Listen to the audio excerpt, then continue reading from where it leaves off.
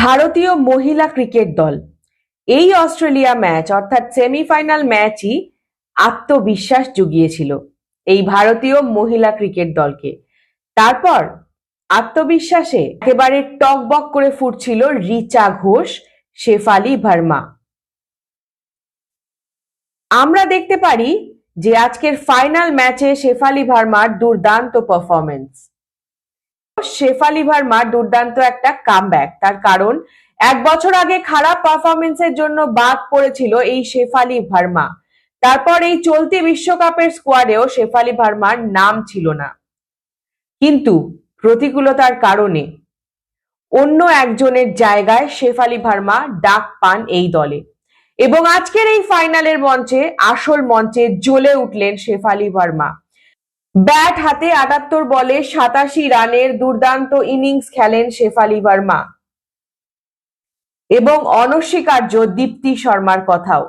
তিনি শেফালি ভার্মার পাশাপাশি ব্যাট হাতে একেবারে অনবদ্য পারফরমেন্স করেছেন। তিনি 4 উইকেট নেন, মূল্যবান 4টি উইকেট। টুর্নামেন্টের সর্বোচ্চ উইকেট শিকারী এই দীপ্তি শর্মা। এই দীপ্তি শর্মা একসময় বাংলার হয়ে খেলে গিয়েছেন। গত বছর দীপ্তি শর্মা বাংলা ছেড়ে চলে যান। ফলে বোঝাই যাচ্ছে যে গোটা ভারতীয় মহিলা ক্রিকেট দল একটা টিম গেম খেলেছে আজকে, প্রত্যেকে অবদান রেখেছে।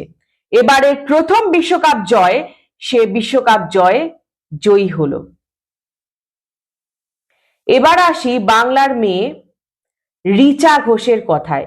শিলিগুড়ির মেয়ে রিচা ঘোষ, যেটা সৌরভ গাঙ্গুলি পারেননি, ঝুলন গোস্বামী পারেননি, সেটা করে দেখালেন বাংলার শিলিগুড়ির মেয়ে রিচা ঘোষ। প্রথম বাঙালি হিসেবে বিশ্বকাপ জয়ী দলের সদস্য এই রিচা ঘোষ। আজকে আমরা দেখেছি যে উইকেটের পেছনে দাঁড়িয়ে আমাদের সঙ্গে থাকা। আপনাদের জানিয়ে রাখি, ভারতীয় মহিলা ক্রিকেট দলের বিশ্বকাপ জয়, 52 রানে জিতল ভারত। লরা উলভাটের দক্ষিণ আফ্রিকাকে ফাইনালে হারিয়ে বিশ্বকাপ জয় হারমানপ্রীতদের।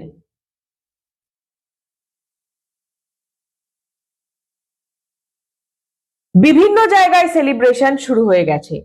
তিহারের হ্যাট্রিক এবং সেখান থেকে ঘুরে দাঁড়া, যেখানে ভারত জিতেছে, ভারতের মহিলা টিম জিতেছে এবং সেই শিরোপা বিশ্ব সেরা।